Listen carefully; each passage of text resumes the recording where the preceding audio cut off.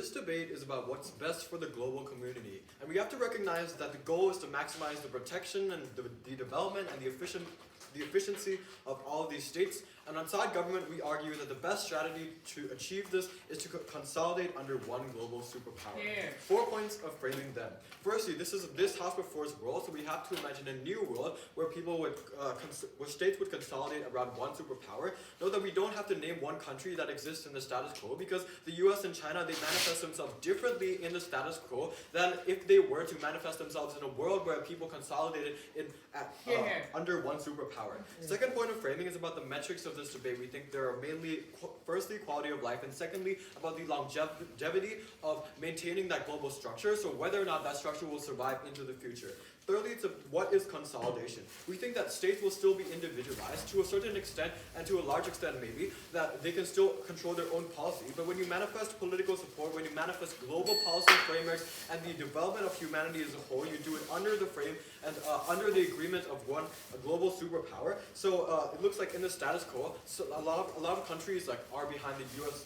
In their world, in the status quo, a lot of countries are behind the US, where they adopt the capitalist nature of government, and some countries support China, which they adopt this socialist framework. In our world, we would adopt the best accommodating framework for all states under this one superpower. Fourth point of framing then, we think that superpowers will emerge symmetrically, and this debate is not about proving how we don't get conflict at all, how there's no hunger at all, but it's about what's best for the global community on the comparative. On to my first argument then, but before that, any clarifications? Okay. If this single global power wants to annex another country, what will stop it from doing so? Talk about that very, very quickly. So basically, how these superpowers come to be, why it's likely for them to be benevolent, why it's principally just, and why we're better practically. So firstly, let's talk about who these superpowers are likely to be in our world. Note that there's nothing that necessitates the superpower to be a dictatorship. Two key characterizations. Firstly, we think that they're the superpower that is the state that emerges as a superpower is the one that is most likely to be the best at forming alliances and negotiating power. Because when you consolidate power, when other countries entrust their resources and their expectations to you, the country that you entrust those things has to be able to manage the expectations of those global powers well. And secondly, we think that consolidating power is very similar to voting, where you entrust some of your rights and some of your resources to things like politicians or things like the superpower, and we think that creates a duty and a responsibility and a recognized obligation on behalf of the superpower to be good towards the states that are entrusting their power to the superpower. Second characterization of these superpower states, we think that they're going to be good at collective decision making, because we think in the status quo, economic structures and economic frameworks are formed under the banner of the two superpowers. So US wants to do capitalist stuff, China wants to do socialist stuff, they don't like each other, they create tariffs, trade wars,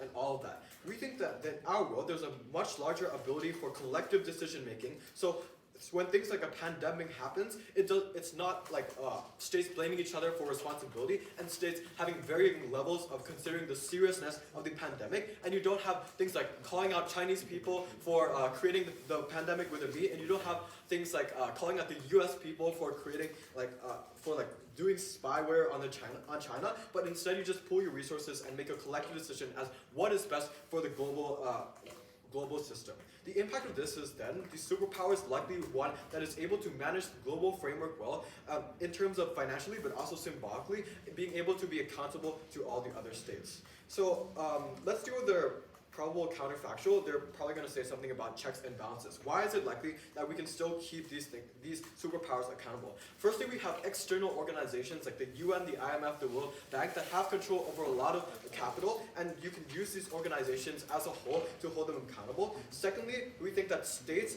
although they're not the superpower, they make up the majority of the people, and they make up the majority of the resources, so these independent states can pool their resources when it is needed to lobby the superpower or to hold them accountable. But thirdly, we think that in the process of consolidating power, these states won't just give their power and give their resources to these superpower states and just entrust them like that. There's likely going to be internal structures of regulation set up in order to make sure that if the superpower state does something bad, then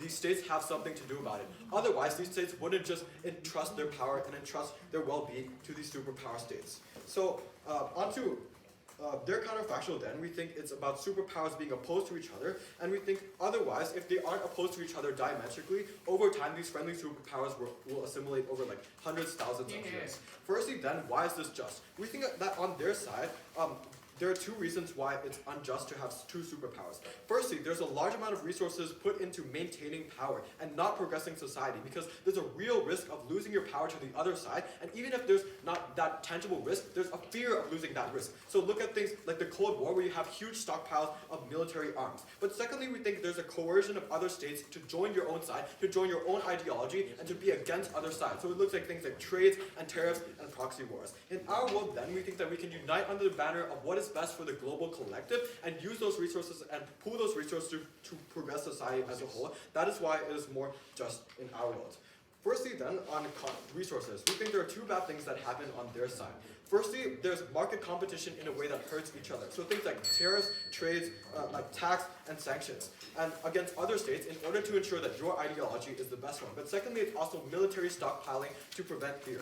We are much better in this regard then, because we think firstly the purpose of a lot of technology and the purpose of a lot of innovation is to progress society as a whole, as opposed to things like creating better drones, creating better bombs in order to scare away the other state. But secondly, we think that these global structures of development are more inclusive of economies as a whole, and we get better economies of scale and better economies of scope when you don't have things like trade wars, when you don't have things like trade tariffs, when you can work on big projects like space exploration or gene editing or the development of artificial general intelligence as a global collective, as opposed to using those resources to fight against each other. Secondly, we think they're also better on conflict, because in their world there's a lot of ideological conflict, like Russia and Ukraine, where US supported Ukraine just because of ideological reasons, but not for any strategic reason.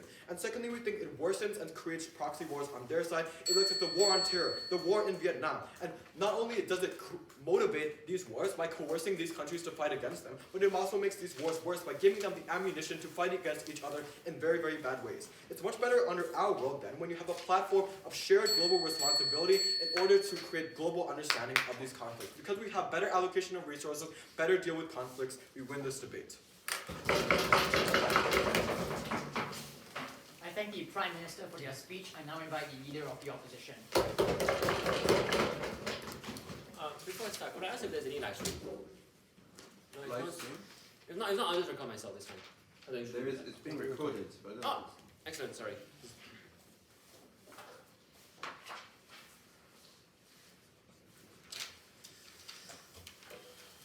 give me a second.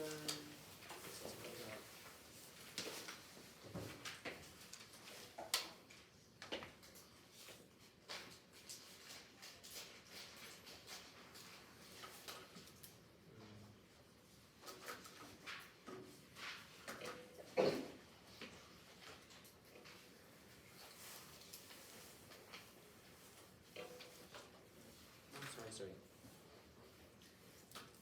Okay, ready.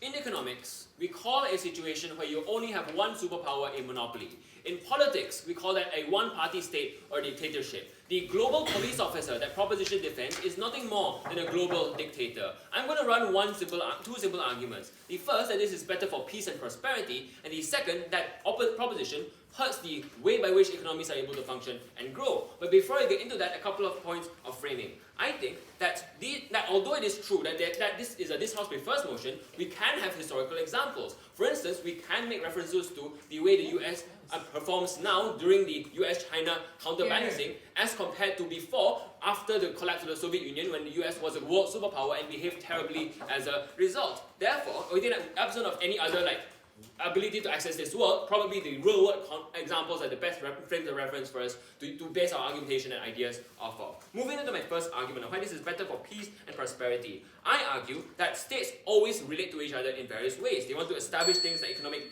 pacts, for example, which can be preferential or non-preferential when you provide protections to domestic industries, also being able to grow your economy through export trade. They also have things like defense pacts to try and counterbalance against each other and prevent the expansion of territory. What did a unipolar power lead to when the US was the sole global superpower after the Soviet Union collapsed? This led to us first mass American intervention in various least less powerful states. In Nicaragua, for example, and Angola, when they overthrew the politicians there, they did things like use World Trade Organization membership, which America fundamentally controls by bankrolling it and by having having an American citizen always being elected as the chair of the World Trade Organization. As they made membership into the WTO a precondition, and having a market economy, the way by which states were able to develop, and blocked off any other states which refused to do that and sanctioned them as well. They made things like loans on the IMF conditional on austerity, and they need to slash social welfare for your people, conforming to American ideologies of neoliberalism and rampant state capitalism. I recognize that the proposition has materialized stance against this. I will refute it now. They tell you that a unipolar power will be benevolent, because in order to be a unipolar power, you have to be good to other states. That's historically untrue. America was a unipolar power because it was the only survivor of World War II because it managed to escape it. It was a historical coincidence that it became a unipolar power. China is a unipolar power. It's become a growing power, not because it's particularly friendly, but because it's got 2.4 billion people and 1.4 billion people, and the mass numbers mean that any amount of economic growth ends up massively exploding and helping the economy in a massive way. The historical coincidences of geography, whether you have oil there or not, population, location, all of these things are historical coincidences that give these states power, not whether or not they're able to have ties with other states. In fact, it's the other way around. Because they are powerful, therefore they're able to coerce other states to force them to have relations with it, oftentimes in extremely negative ways I talked about earlier. The second thing to note is that they tell you that external organizations can check and balance these powers. Why is that untrue? They tell you that the UN can check and balance. That's a joke, right? Like America has so much power over the UN by having literal veto power that is just untrue. Secondly, when it comes to the IMF and WTO, they control these organizations by bankrolling them. That's untrue as well. The last thing I tell you is that they will pool resources to counterbalance. That's untrue for the very simple reason that there's a collective action problem here. Being the first state to suggest this means massive getting ostracized and getting sanctioned. Being able to defect from this organization gives you massive profits. These problems create a collective action problem that states are not able to resolve when there's a unipolar power and dominance there. What then is the counterfactual on our side? Why is that preferable? On our side of the house, states can hedge and pivot. The point at which any state acts too coercively, they can threaten to flip over to the other state. How does this manifest in the real world? Economically, this leads towards more preferable trade agreements, right? More preferable trade deals. When the IMF is coercive, states can say, no thank you, we will opt into the IIIB and ADB. Imagine a world where China was the only loan provider and the interest rates that they will provide, there, no thank you. All of these are far more coercive and far more harmful deals that prevent developing countries from developing and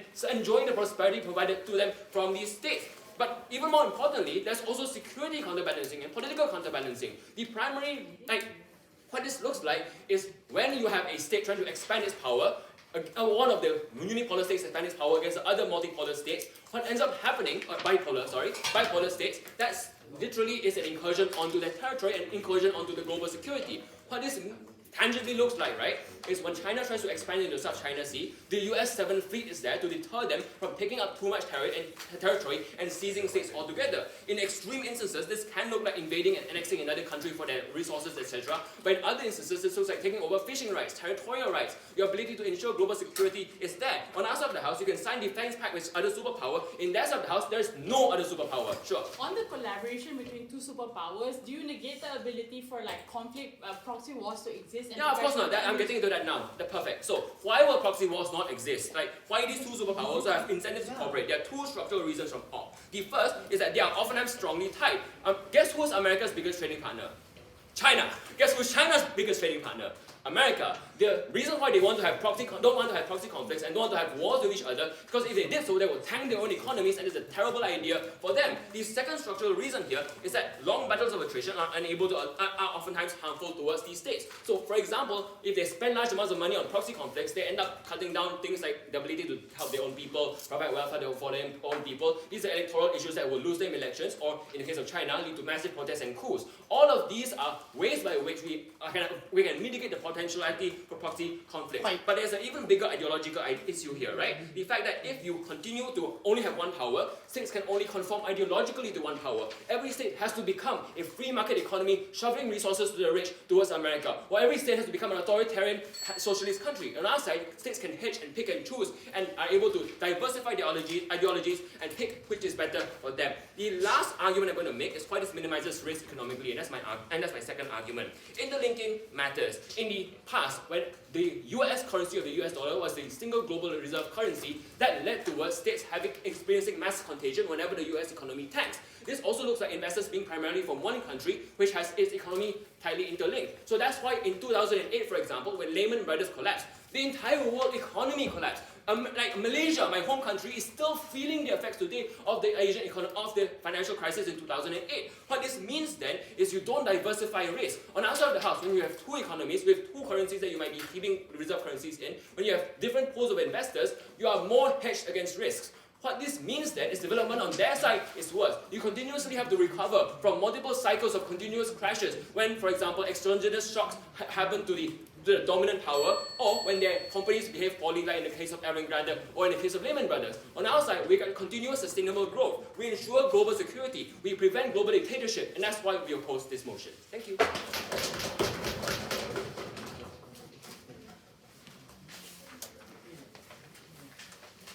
thank the leader of the opposition. I invite the Deputy Prime Minister.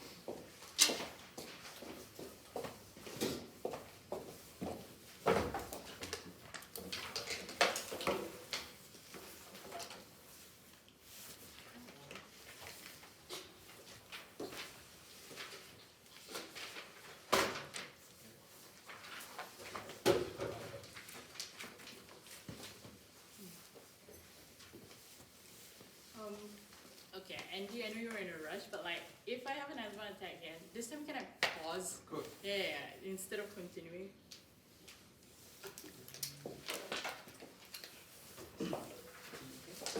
I'm good right now. You know what? Just in case. Just in case.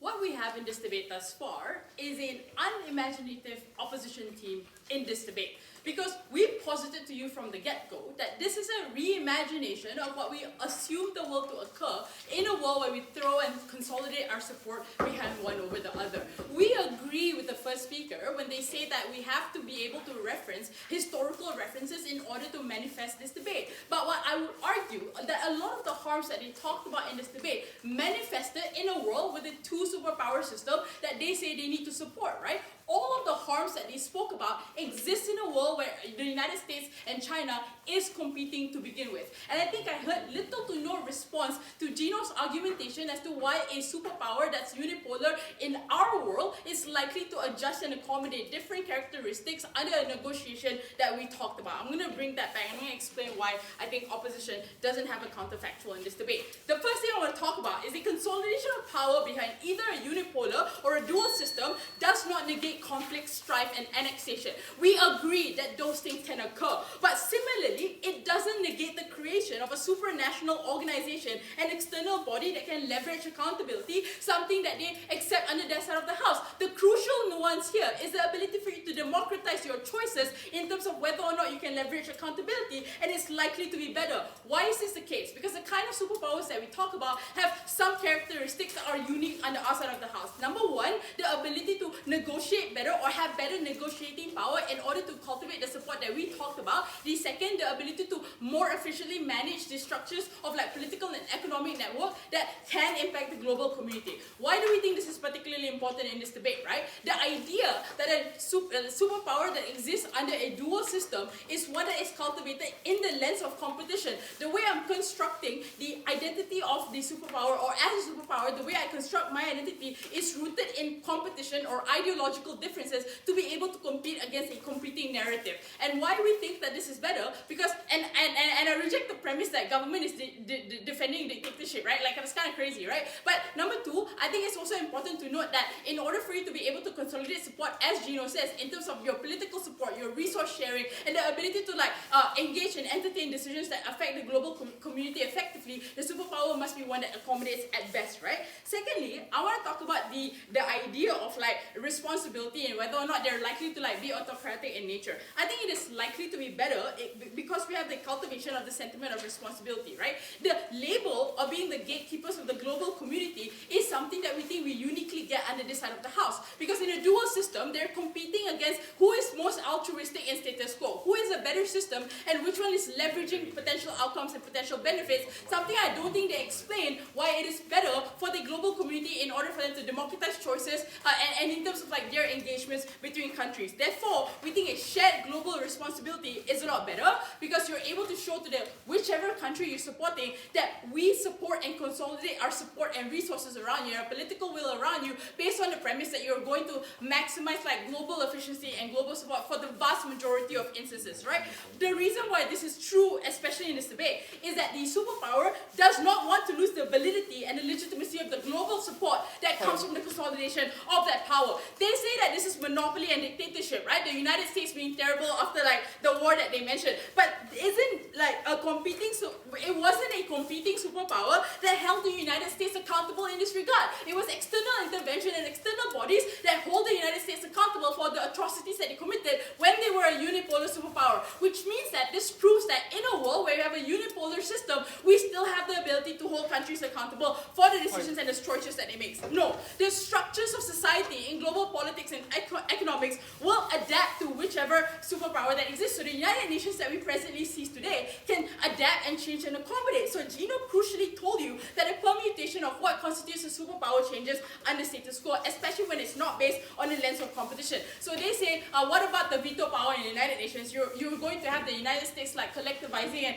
and enforcing decisions upon everyone. I think number one, what we would argue that in a world where we're reimagining who holds the structure of power, I think an accommodation that's rooted in accountability and responsibility to the global community that will better create the progress for the structures to change. But in opposition's world, you also have two superpowers, both holding veto powers and sometimes exercising veto powers, not because they want to protect the community or because this is the best decision, but also because of ideological differences. I can never really vote in the same manner of my competing superpower. And I think they don't prevent this under that side of the house as well. What we at least do is a progress to changing infrastructures and institutions, and the democratization of decision is a lot better. Secondly, I'm going to talk about who best supports the global community better. But yes. So any state that attempts to start an international organization would immediately get hit with mass sanctions, would immediately get hit with restrictions on financing, their currencies would be destabilized. Why would any state want to do that?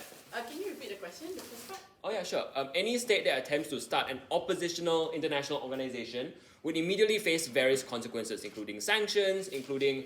I forgot what I said, I'm sorry. I got it. I think the first issue is that you also don't explain why that's unlikely to occur under your side of the house. The second thing I want to point out is that in retaining the identity of a superpower and maintaining that consolidation also lies in the premise of the risk that if I don't protect the consolidation of power in a way that maximizes most productivity and efficiency, there's likely to be another country that is able to grab and claim that mantle and becoming the unipolar system, which means that there's little to no incentive for them to want to limit the ability for external or other creations of other organizations to grow, because they want to be able to control, they want to be able to consolidate that popularity, that legitimacy, that validity in the long term. They then say, well, what about territory and proxy wars, right? I think the issue with this particular argument is that they also don't explain why the mitigation is likely to be best for the global community. Because in terms of proxy conflicts, right, the claim that they made in the first speech was, well, they're unlikely to engage in proxy conflicts anyway because they are each other's biggest trading partners. I think the first thing I want to point out is that they're trading partners not by preference, but by circumstances, right? That they're the most competitive economies anyway. But I think secondly though, they also still go all out on war anyway in terms of proxy war. So like, it's ludicrous to suggest that like the funding of the Russia and Ukraine sex in the war did not happen under that side of the house, ladies and gentlemen. I think the collapse of the global community is more likely to occur under a world where you're diversifying risk in looking to where you put your support under both sides of the house. We get better diversity because we don't hedge all our bets on one decision. We try to make the best choices to prevent risk in the global community because we recognize the accountability and the responsibility is hinged upon us. Thank you.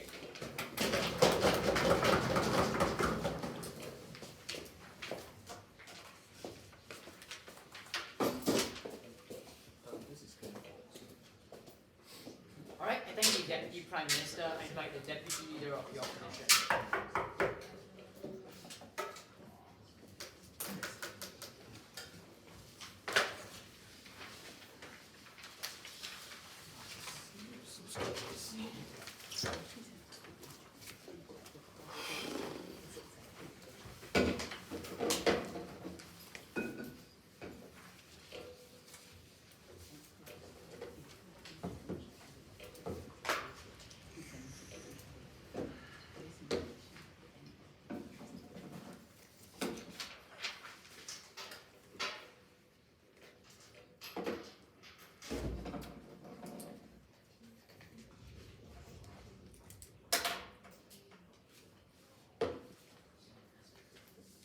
Someone once described global politics as a state of anarchy where there is no higher authority to keep the powers of states in check. And that is why it is so scary to live in a world that is configured around a single global power, because superpowers are ultimately still states and states act in their self-interest. We need an equally politically and economically powerful state to balance the global power. A single global power has no incentive to be benevolent. They will have strong militaries, and other states will be economically reliant on them for trade. States have a primary incentive to benefit citizens because that's how the state justifies its own existence to voters. This means that states will primarily care about centralizing benefits to the people that live within the borders of the state. And the conclusion of this is that the way that they will form relations with other states is not by being benevolent, but rather being unequal and, in the worst case, exploitative, using sanctions to enforce compliance, and all of these smaller nations having no choice but to comply because there's no alternative. The presence of a second superpower introduces a second consideration for states beyond their own interests. They need to make sure that the other superpower does not grow in influence, that the other superpower does not become economically and politically stronger, and that is what encourages them to act in a way that is more benevolent. This mechanism outlined in Ian encourages, if not forces, states to make better relations with smaller states. They no longer act in unaccountable ways because there is a threat of smaller states simply forming stronger relations with the other superpower. This was the argument about optionality that Ian outlines. It looks like the Asian Developmental Bank that allows for states to move away from the IMF, that impose neoliberal policies on them, and then austerity when these states defaulted on the loans. This looks like the Belt and Road Initiative that allowed African nations to break away from the reliance of their European colonizers. Our claim is not that the Asian Developmental Bank is perfect. Our claim is not that the Belt and Road Initiative is perfect. Our claim is simply that optionality is important because different countries have different economies, politics, and history, and therefore prescribing one version of economic aid, prescribing one version of a political system would never account for all of the diversity that exists within all of these different nations. This is specifically important because global superpowers do not just trade or provide aid. They are hegemonic institutions that export and enforce ideology. A single ideology could never be appropriate for every single country with different systems and different histories. This looks like the US imposing free market policies onto Central America that were just oriented differently, and those policies were doomed to fail. The response that we get is that because it prefers a world's motion, this means that all countries will have adjusted. But this does not give them fiat to say that all countries will be the same. It's most likely that compliance will be forced through hegemony, through sanctions, and through military. But more importantly, even if all countries were magically and conveniently ideologically similar on their side, being ideologically similar does not mean that the state views your interest in their interest, which means that economic exploitation will still work even in a world where they avoided political hegemony. At least we give states different ideologies for them to opt into. That was a good thing on our side of the house. We did not force countries to adopt democracy and free elections in a world where they were just created and emerged differently. This argument is important because, note, it is not just about whether superpowers are benevolent or dictatorial. It is about whether one country exporting its one ideology to the rest of the world is one that accounts for the differences between different countries. Yeah. So even in their best case, where this one superpower was benevolent, they could benevolently be hegemonic. They could benevolently want to export free market policies because in their own liberal hubris and arrogance, because of things like the savior complex for the white man's burden, they view themselves as exporting democracy as something righteous. When the French came into Africa, they did not view themselves as evil beings. They did not view themselves as malevolent dictators. The French viewed themselves as righteous individuals enlightening the people in Africa. And that means even in a world where the best case scenario is that all of these superpowers are democratic and incredibly benevolent, even benevolent countries can do terrible things too. And the reason is because they're limited by their own perspectives and they're limited by state interests. The pushback that we get is that resources will be inefficiently spent in order to maintain power. I have two responses. The first, it is not inefficiently spent because it is spent in a way that benefits smaller states.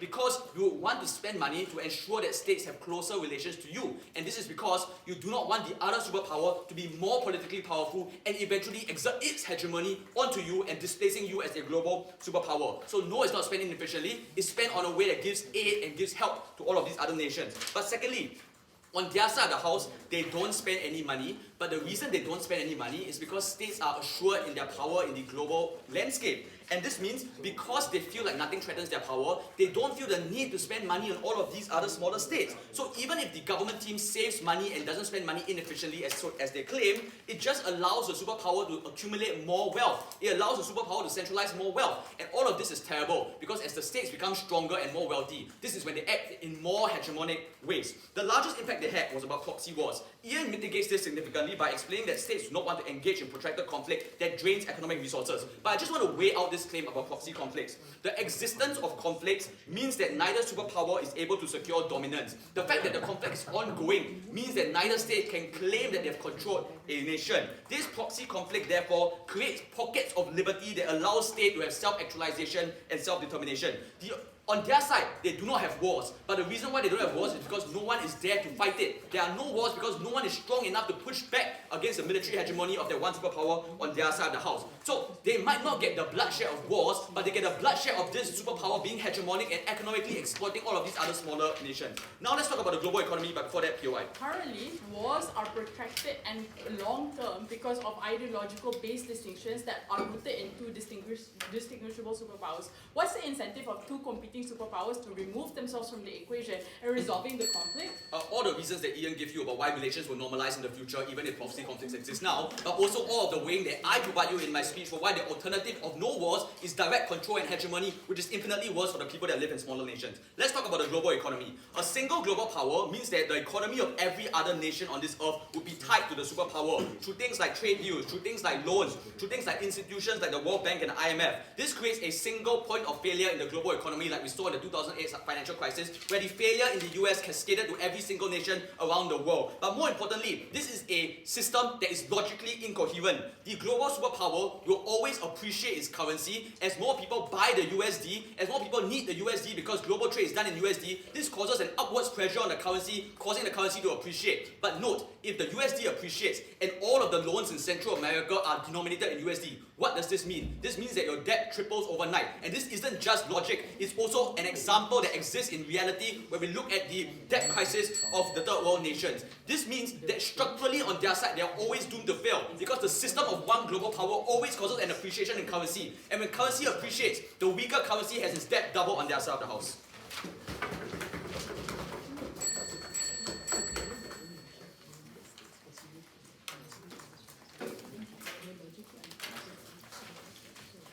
I thank the Deputy Leader of the Opposition and invite the Government Whip.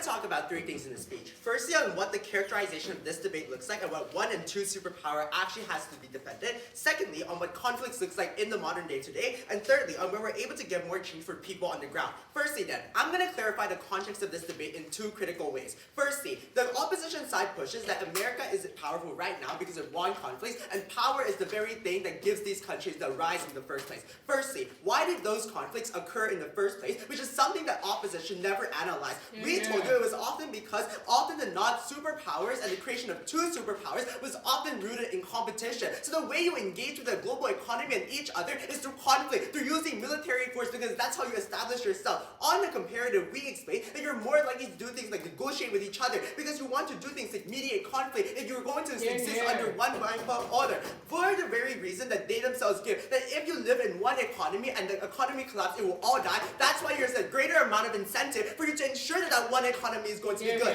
This then responds to their POI and Cavan's POI that what happens when you try to annex a country? You're not going to try to annex a country. That's not the strategy you're going to take under our side of the house, because you're not trying to compete with each one another. But secondly, Jay talks to you about maintaining legitimacy in the arts of the house, because this motion presumes that economics and things like these things do not happen after the war. This already happened at the beginning of time. We explain why it's comparatively better in the arts of the house. But secondly, they say that having one superpower leads to interventions within global politics. They say it looks like control and bankrolling within the WTO, IMF. Two responses here. Firstly, what do these systems are likely to look like? How do they emerge in the first place? We explain that vetoes occur right now, and the reason why we give so much countries veto is because we realize there's competition among these type of states, right? That is why you're able to do things like solidify your global hegemony under their paradigm, whereas in the arts of the house, we don't think this is going to be the case. Why is it not going to be the case? Because if it is true that people recognize the issue of a monopoly that exists in the status quo, the creation of these structures are likely to be one with ingrained checks and balances inside of it, right? That is why under our comparative, opposition can't just say that the way that it's right now is going to be how it's going to be in the future. We explain what the creation is going to look like, which is one that's ultimately more comparative. But secondly, if you are known for being violent, you won't become that global hegemonic power in the first place. We explain that the global economy and the global community wants one that is the most inclusive as possible, because that's how you gain your votes, that's how you gain legitimacy, and that's how you get the power that you need. Secondly, that on conflicts. Before that, I'll take a point. So, after the fall of the Soviet Union, no international organization formed the counterbalance. Only with the rise of China did BRICS form, when China can be the one actor who can sustain the harm of US sanctions, etc., and consolidate the accountability mechanisms that you say are exclusive to your side. Yeah. Those things happen to us. But those issues occur because you wanted to have competition in the first place, so you create those wars to be able to actually define who is the most powerful. Under arts of the house, you don't need to do the same thing because you're trying to cooperate with each other under one global frame, right? You don't want an economy to die. You don't want Ukraine to get attacked, because if the oil pipeline literally breaks, every single country in that economy is going to be impacted at the end of the day. Secondly, that on conflicts. I'm going to deal with conflicts in three critical ways. Firstly, they say that proxy wars won't occur because US and China are each other's biggest trading partners. Firstly, fact check. Is this even true in the first place? Is proxy wars not happening? Look to the Vietnam War. The dozens of countries death traps under China due to power of BRI. Looks like bombings in the South China Sea because countries cannot agree on what demarcation is actually correct. Under our side of the house, you don't want to harm those institutions in the first place because it's going to harm everyone. But secondly, their mechanism under this was that states can flee their own alliances under their side of the house. And it's exactly why you are forced into picking and choosing which alliances you want to stay with. That's why you have to actually do things like China is telling me to attack, to go to another war. They're giving me and bankrolling me with enough money, right? That's why in countries like Syria and US do things like bankrolling Assad and killing millions of people right now. It's because of the fact that you're not able to do things like separate yourself from a power, because you're always forced into a bipolar global order at the end of the day. Secondly though, they say that economies are different and you need to have an alternative. The only example they give to you was AIB and BRI, which means you have supposedly choice. Firstly, I want to point out that it is largely disingenuous with the characterization we gave you, because we told you that in our arts of the house is likely to be the creation of multiple things, because you want to be benevolent, because you want to be able to encapsulate the interests of different people, right? So we allow countries to pick and choose which type of system they want to opt into, and these things are going to naturally emerge at the end of the day. But secondly, they don't explain why just because you have two alternatives, that's inherently going to be a good thing. Why choice automatically means you have a good choice, right? Because look to things like depth charts in Sri Lanka. If their competition mechanism was true, that everything is going to be solved because you're able to have competition, and you wouldn't see countries literally have to giving up their ports to China due to competition within the US. But lastly, they say no one is powerful enough to fight back. This is uncomparative. Countries right now are not able to fight back under their side of the house as well. They don't explain where the power actually exists and comes from. Under our side of the house, we would argue that it's more likely that countries are likely to band together and going to push back. If these type of systems are going to be so wrong, then we're likely to create greater amount of power and collective power votes for these countries. That's why Jainah's analysis was important, because we told you that the system that we're likely to operate under is to look like a democracy. The fact that if countries are so disenchanted with the state, they have enough power to band together, to collectivize, and if the harm is so bad, they have all the incentive to do so to remove this global hegemony. But thirdly, I want to talk about people's well-being on the ground and what this looks like for the global economy. Two ways as well. Firstly,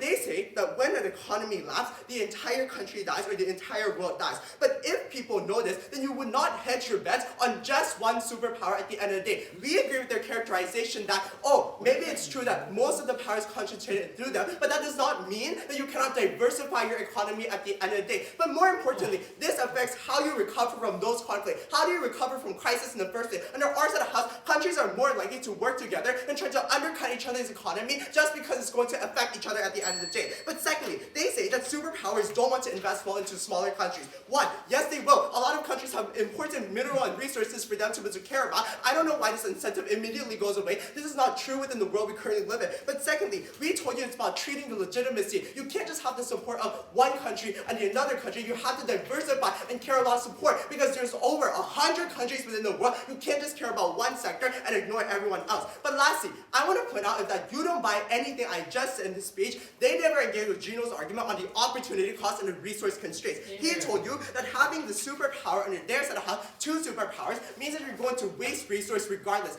Why was this the case? Because resources are going to be allocated to things like maintaining their hegemonic rules and the global bioorder instead of actually helping individuals on the ground. The fact that the US do things like try to undercut China's economy, imposing tariffs, things like taxes or sanctions to non-US allies as well. Insofar that this is true, we've proved that even the incentives are going to be bad, at least in the art of how the resources are going to be used for development and progress at the end of the day. What this debate ultimately boils down to is the reconceptualization of a new world. We explain why it's far better in our side of the house. Very proud to propose.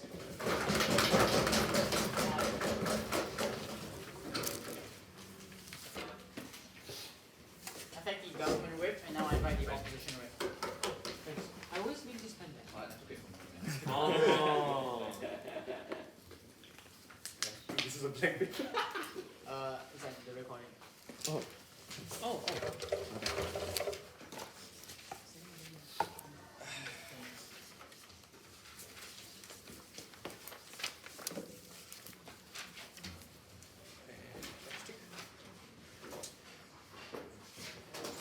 You good? Yeah. David will remember this joke in Japan BP 2021, but the case coming from government rests on the assumption of a meme, which goes, the premise is, this is good for the global community. Then there's a question mark. Then there's multiple assertions here. The first assertion is that the state will be good. The second assertion is that they will collectively help the global community. The third assertion is that this will be good for everyone else. All of these assumptions have not been proven, and even if they assert that democracy is going to be a good thing, my big gut shot here is democracy really a good project? Has it always been successful? It is unclear to me that democracy is de facto good, is something that you can assert to be a benefit altogether. Two mistakes from their side. The first is being angry is not an excuse to not compare. Number two is that this is not this house regrets two superpowers motion. This house, this debate is this house prefers 2/1.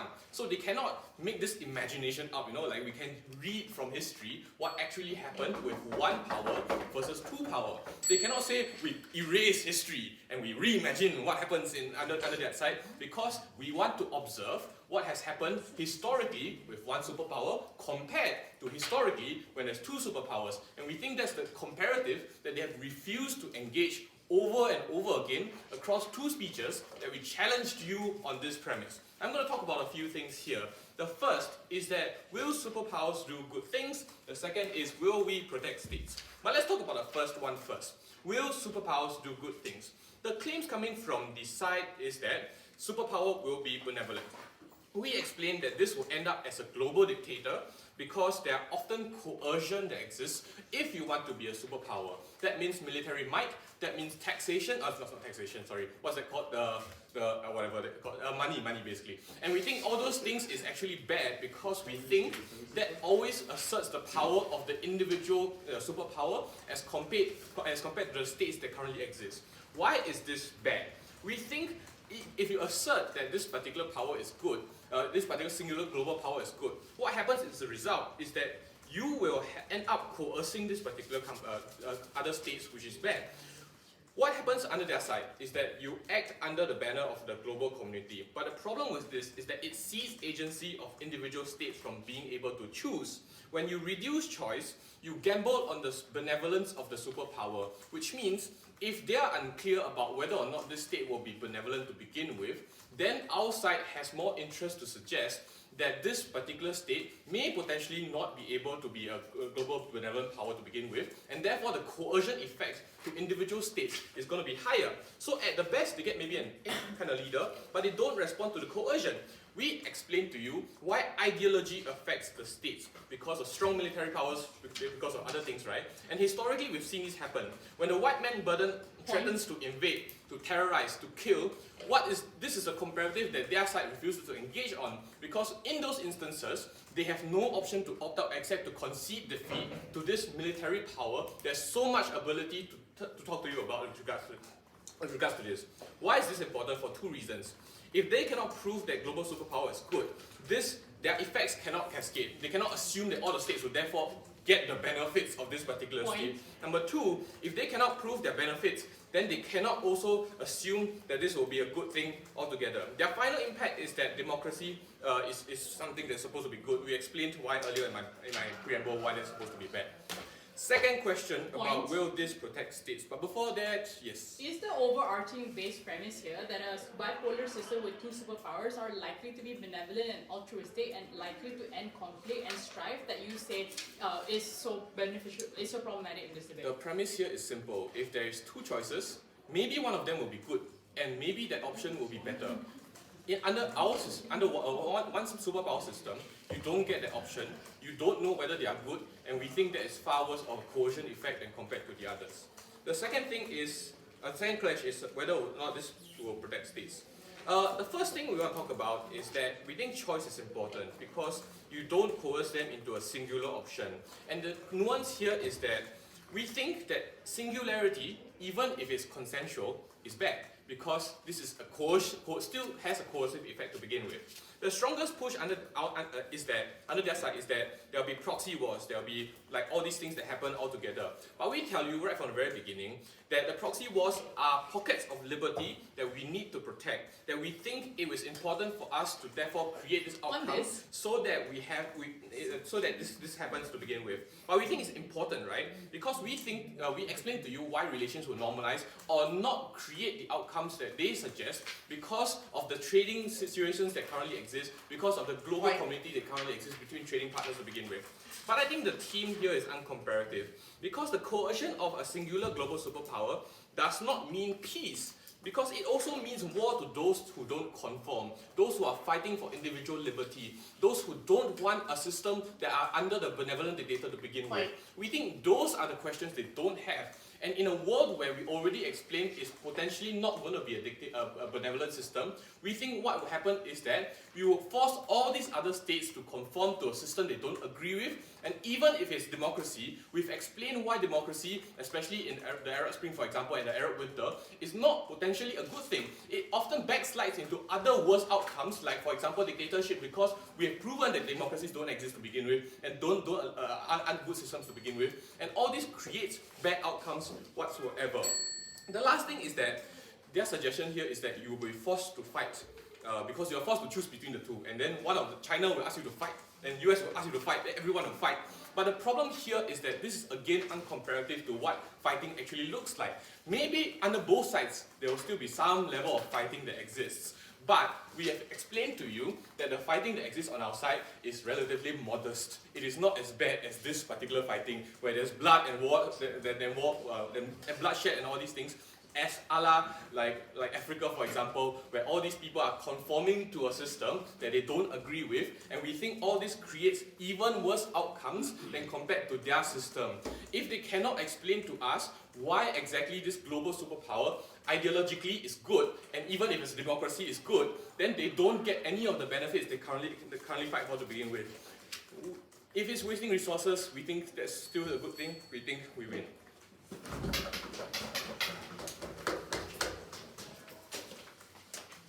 I thank the opposition whip. I invite the opposition reply speaker.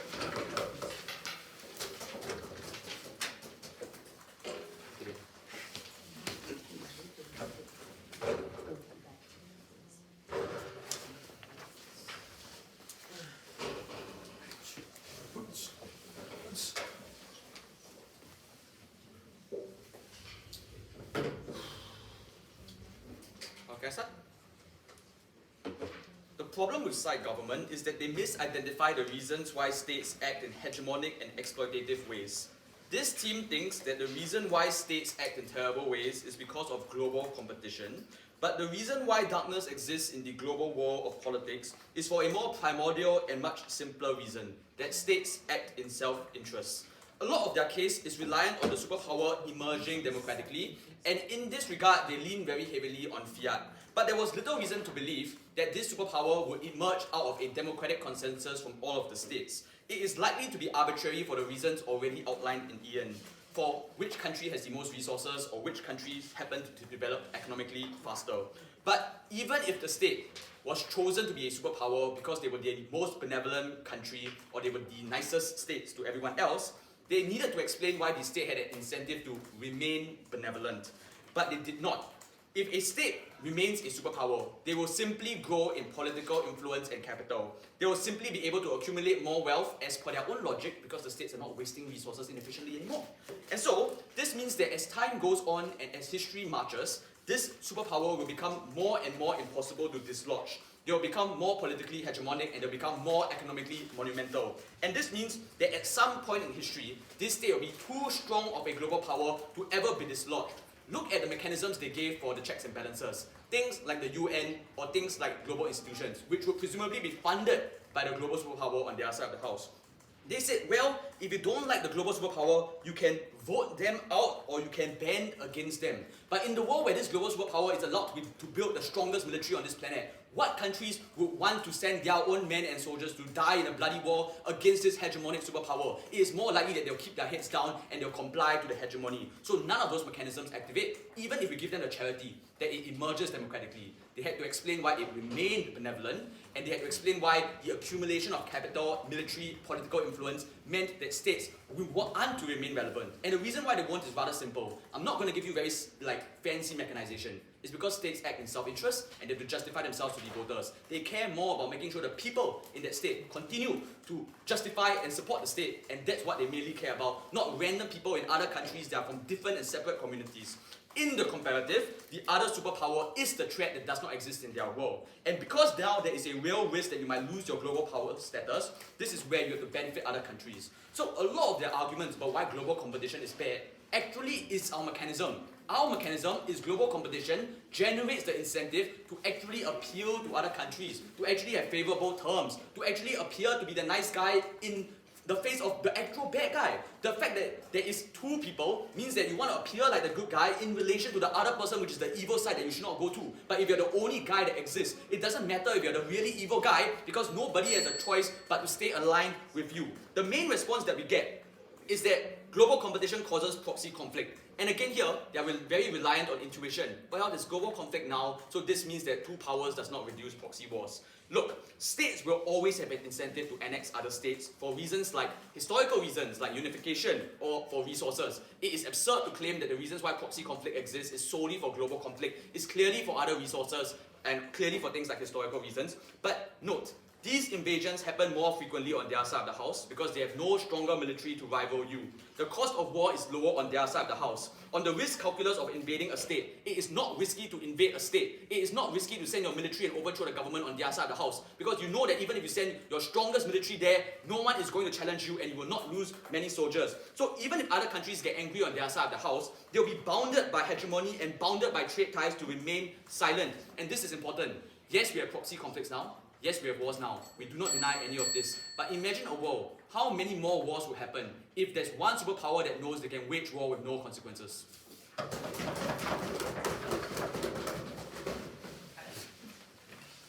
thank the opposition reply speaker, and finally I invite the government reply speaker.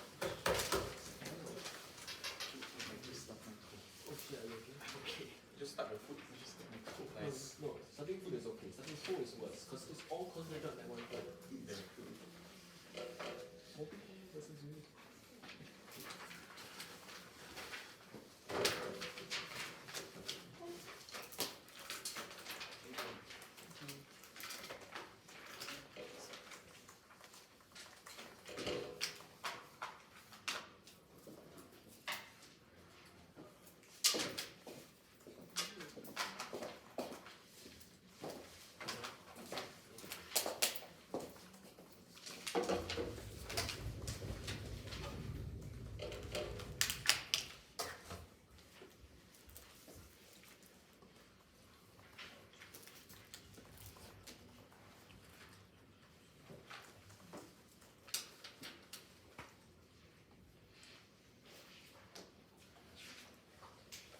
There are two base premises of the opposition case in this debate. The first is that states are likely to consolidate power in a forceful and impositionary way. And the second is that diversity on the that side of the house creates optionalities and check and balances that is better for the global community.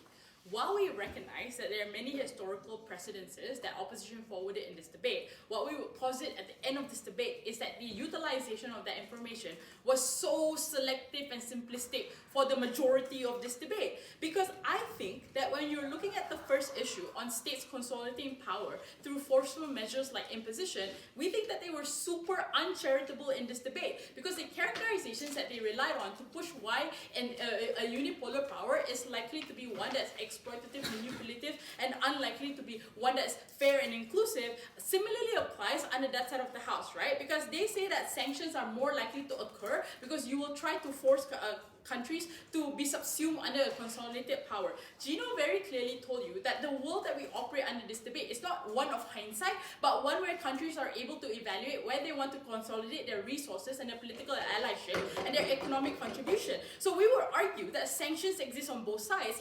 Opposition never mechanized why they can curtail sanctions under that side of the house. In fact, we argued consistently sanctions become a lot worse because of ideological clashes that they never responded to in this debate, right? The trade wars the opposition say is so harmful becomes exponentially worse in a bipolar system because you have competing interests and competing narratives. So all of the mechanization of like bad or good governments was never unrealized in this debate. In opposition whip, then they say, well, proxy wars are like necessary pockets of liberties. It's not that bad, right? I think the problem with this concession is that it breaks the premise that you have a one good, one bad country that is likely to become the bipolar system to begin with. In a worst case scenario where we have one that imposes or one that like after coming to power imposes, right, under their premise, at least we will argue that conflict potentially dissipates, because in order for you to maintain legitimacy and validity and security and stability, you want to mitigate conflict in as much as possible because you realize that that falls under the power and the purview of the superpower. So at best we get that, ladies and gentlemen. Secondly though, right,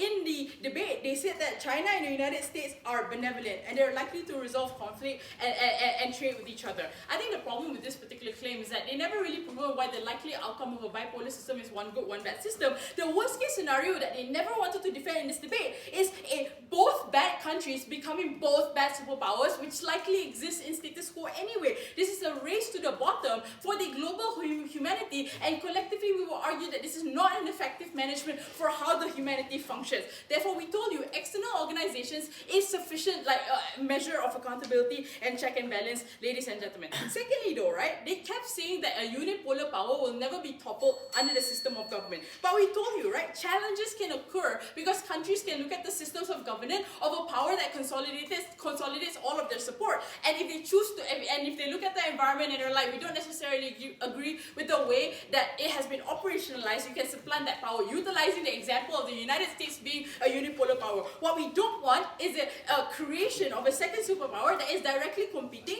and creating that interest. The power of a unipolar system is likely to be more benevolent than a competing narrative because the power wants to invest time and effort in crafting credibility and legitimacy in order to ensure that there be no environment where they can supplant power, right? So we don't think that you can purely operate on the premise of imposition, primarily because the collective benefit of humanity is largely a benefit that the superpower wants to rely on in order for them to continue their power. So the likelihood is more inclusive under our side of the house. We don't think this is a debate about democracy versus communism. It's the idea of a process that better that better creates an environment that sustains diversity under our side of the house. We think that the problem with the opposition in this debate is the same mechanisms of power and the same mechanisms of benevolence was never similarly applied into a world where there's potential to create accountability and legitimacy. And we think for global unity and for collective humanity, we will prefer a world where a unipolar system is in place.